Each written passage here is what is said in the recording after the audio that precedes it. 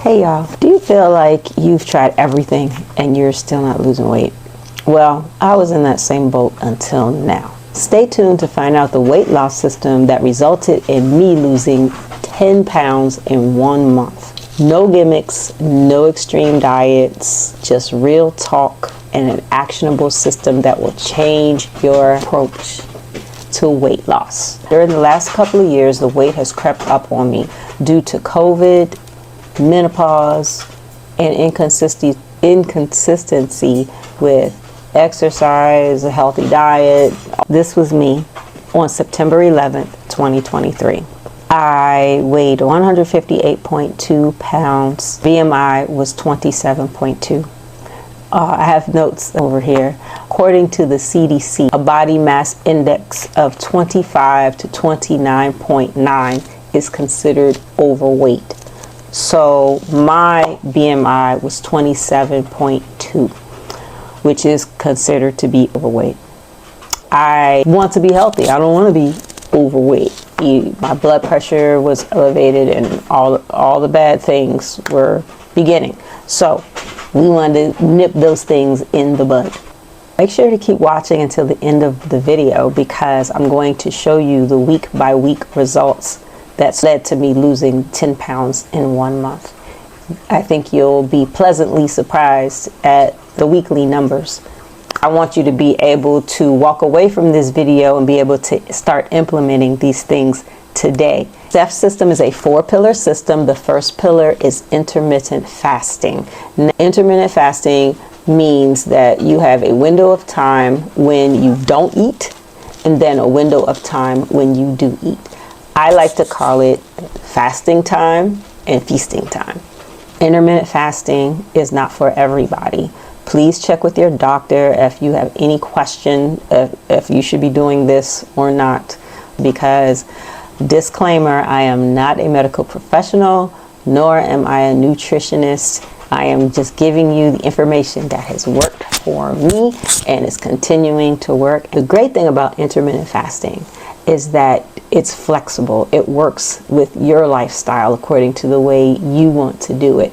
There are several protocols for intermittent fasting, and a lot of times when people are beginners, the first protocol that they use is the 16 and 8 protocol, and that means that you are fasting for 16 hours and feasting or eating for 8 hours. Now that doesn't mean that you're eating non-stop for a whole 8 hours. That's not gonna work. But what it means is you have a window of time in which you can eat, and when you do eat, we are going to be making nutritious whole foods type of choices. I do the 24 protocol most weekdays, and on the weekends I do 16 and 8 just because that's what works for me. So sometimes when I am fasting, my times vary, and that's the beauty of intermittent fasting. And I recommend that if you're going to do intermittent fasting, that you use this app as well, or one similar to it. It's called Fastic, and I will put a link down in the description below so you can use that or check it out.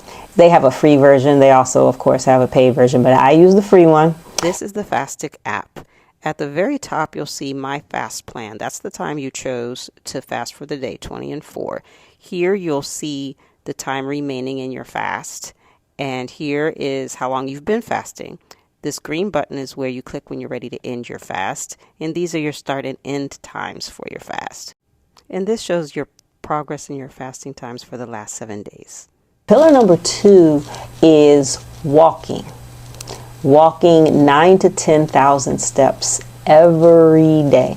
This is what I did from September 11th to October 11th. I didn't miss one single day. There were days when I was tired and I didn't feel like it, but I was determined to be consistent and to do it every day. If I couldn't do it in the morning, then I would do it in the evening, but I would not go to bed without getting all of my steps in. Now, also in the beginning, I was kind of strict on myself about it. I was, you know, how most people will say you need to get 10,000 steps per day. That's the way I was looking at it.